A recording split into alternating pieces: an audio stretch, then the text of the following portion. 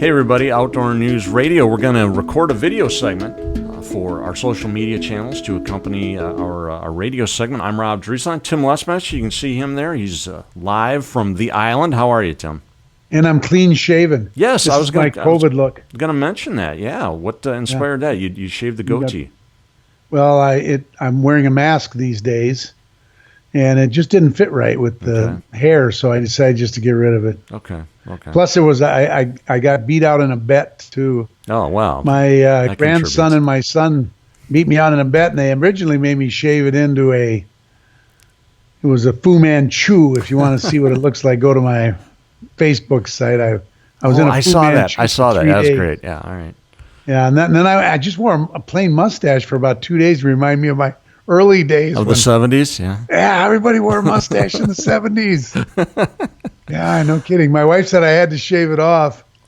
So now I'm down to my COVID look, which it does really make your mask fit a lot better when you don't have hair in your face. Yeah, I've had the beard since late last summer. I've been trying, it hides my double chin. That's why I haven't cut it. My daughter hates it, and my wife doesn't seem to mind. She uses an excuse not to kiss me, so that's why I've had this. But maybe it's time to get rid of this beard too. Well, Tim, why don't we jump into the actual radio segment, huh? I'm ready. All right.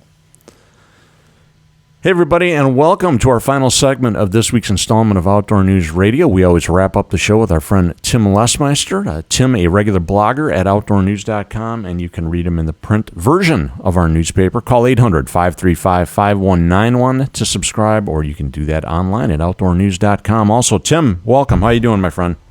I think my next article in the print edition is going to be how stupid I am. No.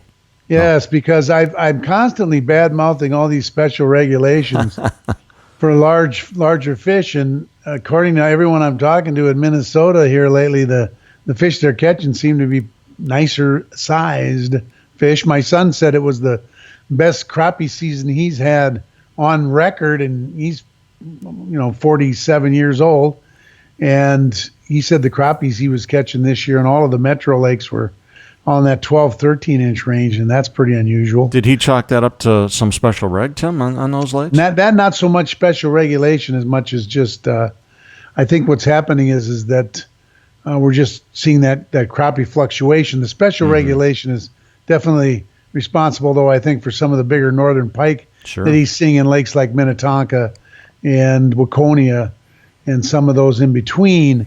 Those West Metro lakes used to be hammer handle city, and now they allow you to literally keep a lot of northern pike in those lakes, and most of them are the smaller fish. And so there's a lot more, 28 to 33-inch northern showing up in the box, or in that. You can't put them in the box, I should say, in the catch, because these special regulations are forcing anglers more or less to keep more small fish. They actually must be working. Well, and that's good. We've talked for years about northern pike regs and how that influences other fish, right? If you have more big northerns and fewer hammer handles eating everything, more big northerns, that can result in better panfish populations too. You make a good point. Now, I said maybe the special regs didn't have anything to do with the crappies, but it's possible that these pike regs do. Mm-hmm. Mm-hmm. Yeah, well, you just a few weeks ago, we were talking, what are we going to do to manage more for crappies and perch? So I'm glad to hear that. It seems like I'm seeing a lot of good photos. It's been a good crappie year, and that's awesome because one of the best eating fish that we have in our lakes, I think. I do, too. That latest blog was Crappie Blog. It's going to get posted here soon, I'm sure.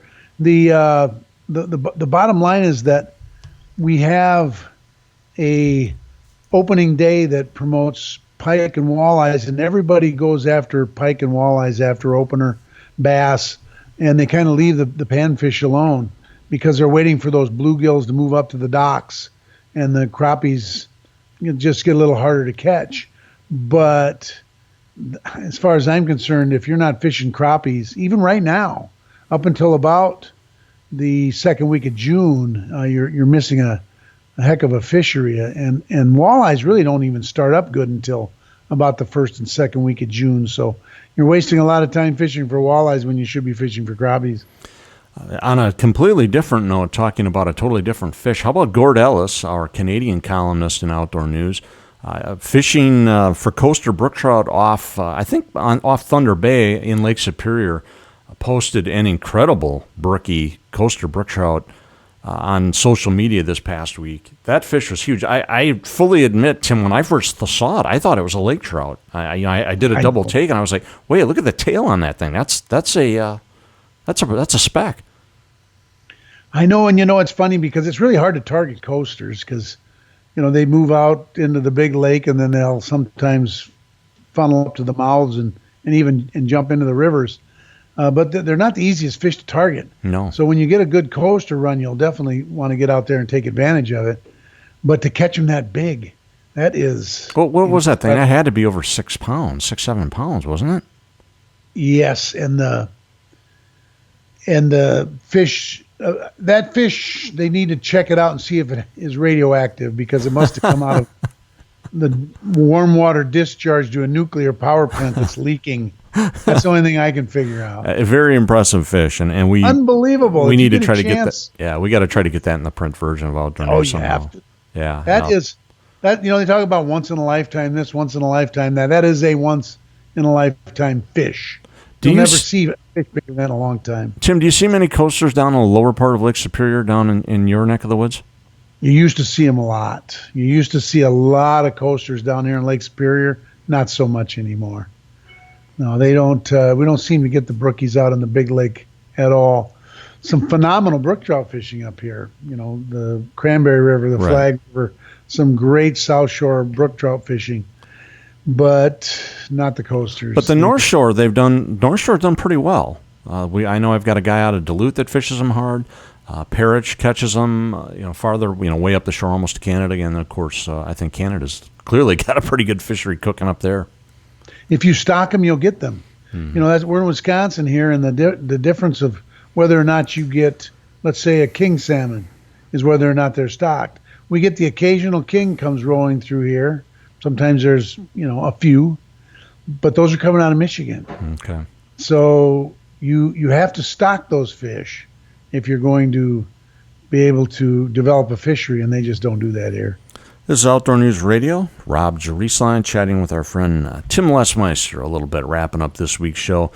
Tim, we had a small item in our mixed bag section about Isle Royale pretty much shutting down a national park, an island in Lake Superior, actually not that far from probably where Gord Ellis was fishing, actually. It's actually part of Michigan, even though it's closer to Ontario and closer to Minnesota than it is Michigan, but it's run by the National Park Service. We've talked about Isle Royale before. They got the wolf pack out there and the moose, and they've been stocking wolves and et cetera, et cetera. We don't need to get too deep into that, but sounds like they're pretty much shutting down all, what would you say, commercial services for the year. The hotel on the one end of the island, Rock Harbor, is shut down for the year.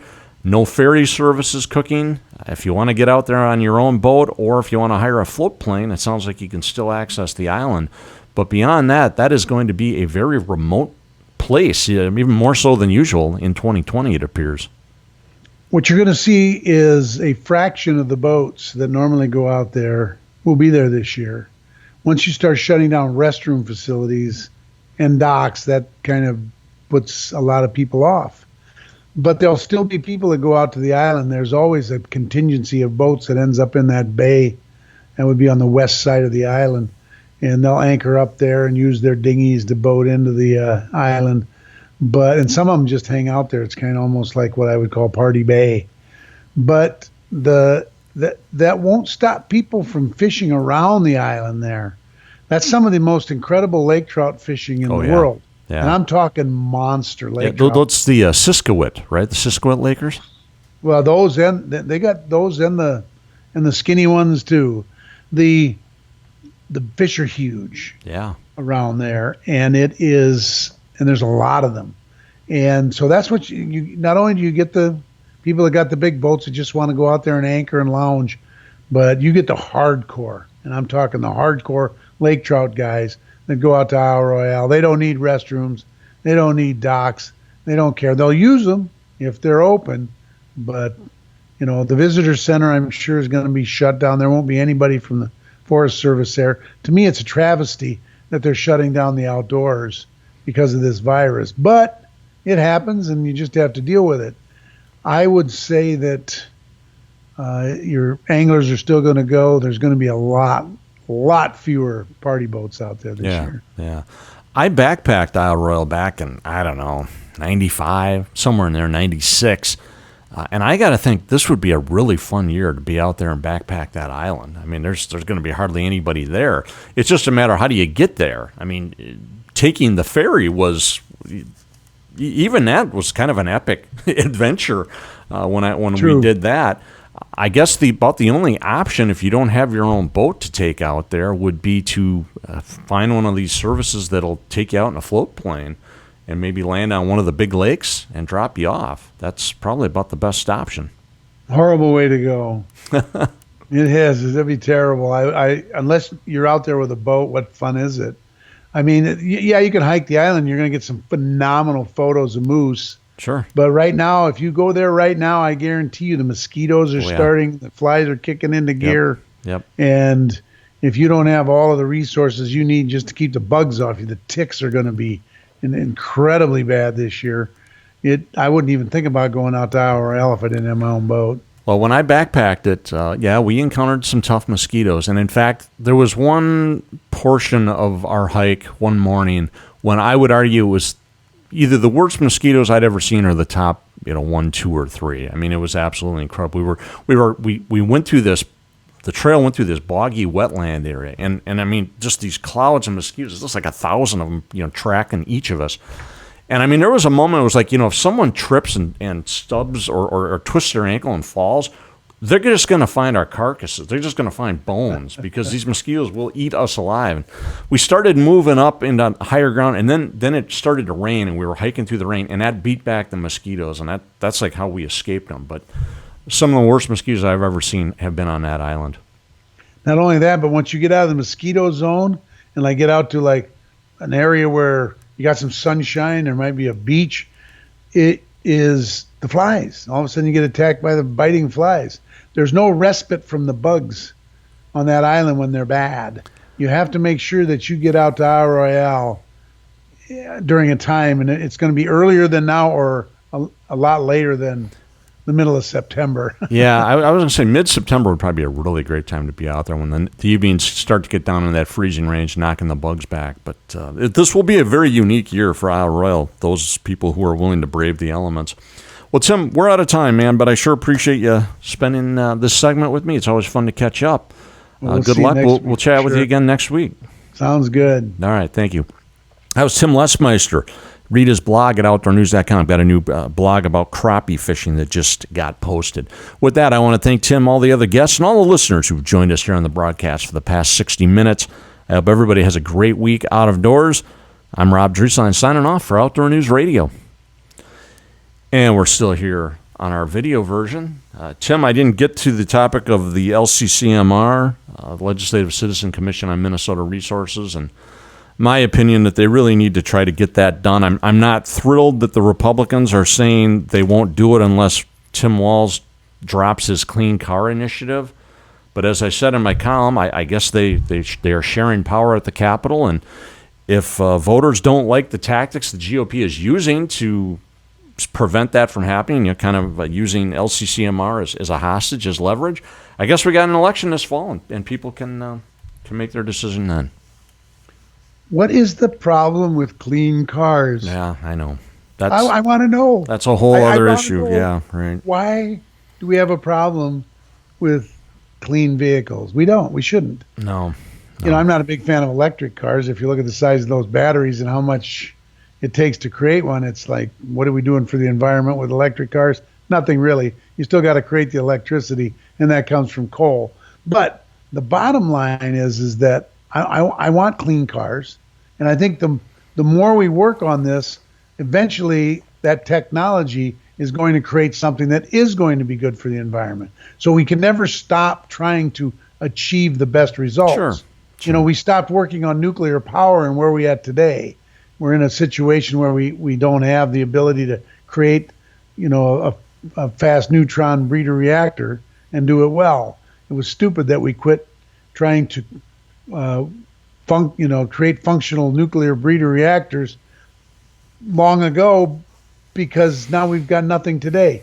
Don't stop trying to create clean cars because you don't think that they're environmentally friendly. That's just crazy. Another thing is the LCCMR, we need to get that to be autonomous. Yeah. That should never be put on top of something else. Well, that's ultimately my point, Tim. However you feel about clean cars, however anyone feels about that issue out there, they might disagree with you, they might disagree with me on it. Why do we got to link them? I mean, we've always passed LCCMR for, 40 years?